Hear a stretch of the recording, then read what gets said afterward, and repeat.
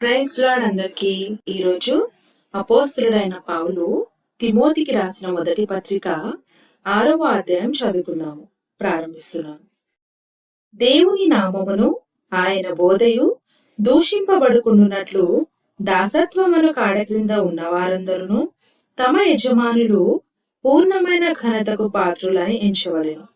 విశ్వాసులైన యజమానులు గల దాసులు తమ యజమానులు సహోదరులని వారిని తృణీకరింపక తమ సేవా ఫలము పొందువారు విశ్వాసులను ప్రియులునై ఉన్నారని మరీ ఎక్కువగా వారికి సేవ చేయవలెను. ఈ సంగతులు బోధించుచు వారిని హెచ్చరించుము.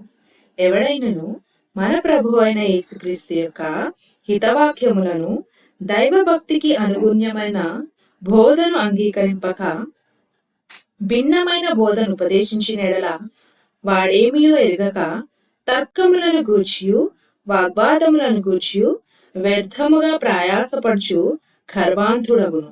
వీచి మూలముగా అసూయ, కలహము, దూషణలు, దురామానములను, చెడిపోయిన మనసు కలిగి సత్యహీనులై దైవభక్తి లాభ సాధనమనుకొను మనుషుల వ్యర్థ వివాదములను కలుగుచున్నవి.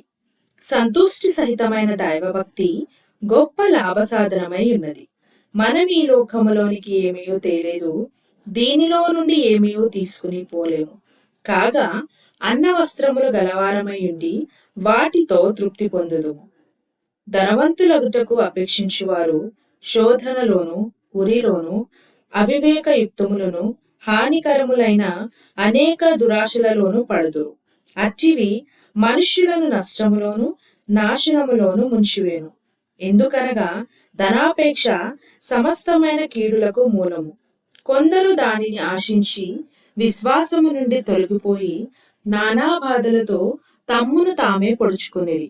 దైవజనుడా, నీవైతే వీటిని విసర్జించి నీతిని, భక్తిని, విశ్వాసమును, ప్రేమను, ఓర్పును, సాత్వికమును సంపాదించుకొనుటకు ప్రయాసపడుము.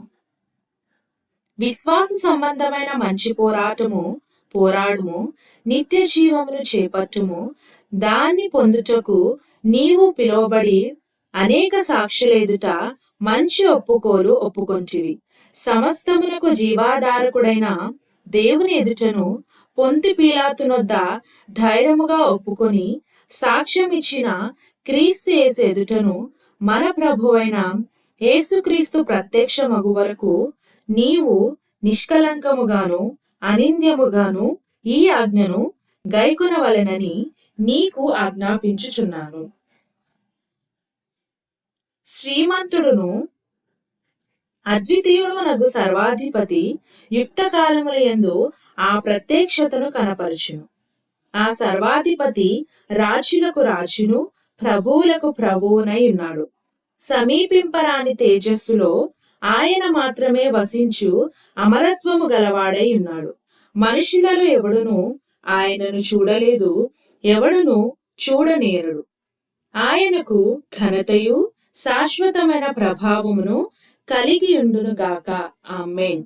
ఇహమందు ధనవంతులైన వారు గర్విష్ఠులు కాక, అస్థిరమైన ధనమునందు నమ్మిక ఉంచక, సుఖముగా అనుభవించుటకు సమస్తమును మనకు ధారాళముగా దయచేయు దేవుని యందే నమ్మిక ఉంచుడని ఆజ్ఞాపించు.